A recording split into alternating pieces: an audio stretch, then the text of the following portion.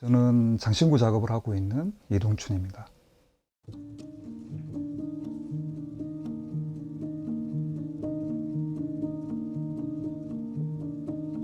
현대장신구라고 이야기할 수 있는 분야의 작품들을 주로 다루고 있습니다.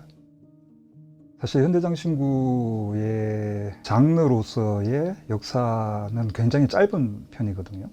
실험적인 혹은 또 도전적인 작업들을 하고 있는 분야이기도 하고, 어떤 재화적인 측면, 권력의 상징, 또 주술적인 의미, 뭐 이런 것들이 장신구의 전통적인 의미죠. 거기에 반해서 작가가 가지고 있는 어떤 생각이나 혹은 미학적인 뭐 의미, 이런 것들을 담아내는 분야라고 할 수가 있습니다.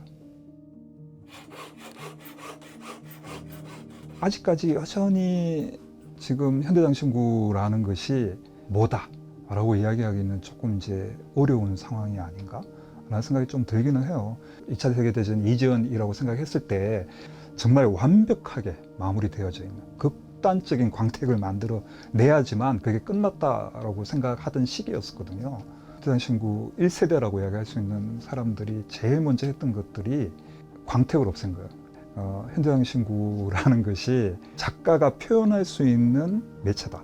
그러면서 얼마만큼 내가 장신구를 확장시킬 수 있는가. 이것이 또 한동안 굉장히 큰 이슈였어요. 어디까지 장신구라고 이야기할 수 있는가를 지금까지 고민했다면, 다시 이제 장신구가 사람하고 얼마나 밀접해야 되는가, 장신구가 가지고 있는 사람하고의 관계, 이런 것들을 이제 이야기하는 것 아닌가 라는 생각이 좀 들어요.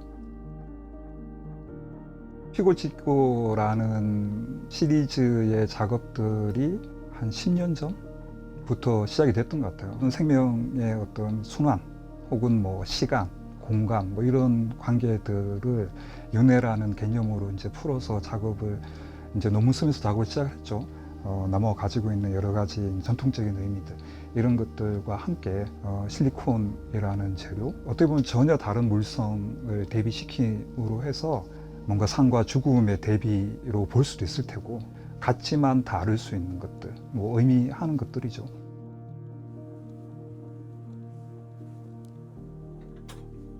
작업한다는 게 굉장히 저한테는 좀 일상적인 어떤 의미가 강하다 보니 이거를 꼭 표현해야 돼, 뭐 이런 거보다는 그냥 뭔가 조금 자연스럽게 드러났으면 좋겠다. 내가 생각하는 것들 혹은 내 일상들, 이런 것들이 작업에 묻어났으면 좋겠다.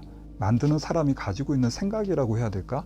혹은 그 사람이 가지고 있는 어떤 에너지라고 이야기할 수 있는 것들이 그냥 자연스럽게 묻어났을 때 훨씬 더 좋은 작업이라고 생각할 수 있지 않을까? 라는 생각이 드네요. 자기를 표현하는데 어떤 것들이 적당할까?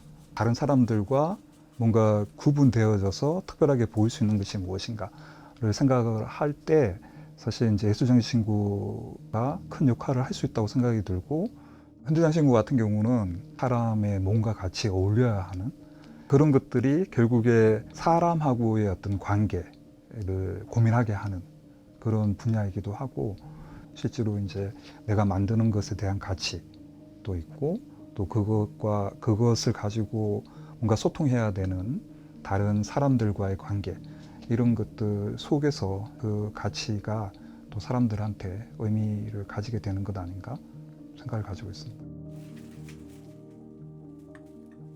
이것도 장신구라고 할 수 있을까? 뭐 이런 생각보다는 조금 더 이제 열린 시각으로 이제 바라보게 되면 이제 굉장히 이제 흥미로운 부분들을 많이 가지고 있고, 현대공예에서는 사실 이제 작업의 공정들을 끝까지 남겨두는 경우가 있어요. 그래서 뒤에 단계들을 다 없애버리고 그냥 톱질하고 끝내거나 뭐 줄질을 덜 한다든가, 작업의 이제 공정들을 남겨두는 거죠. 관객들이 그런 과정들을 좀 상상할 수 있는 것, 어떤 과정을 통해서 이것이 만들어졌는지, 이런 것들이 쭉 보이는 어떤 이야기가 그 안에 이제 함축적으로 들어있는 것 같아요. 뭔가 현미경으로 뭔가 들여다보듯이 평소에 알지 못했던 것들, 작지만 어디에 있는지 좀 살피면 굉장히 재밌을 것 같아요.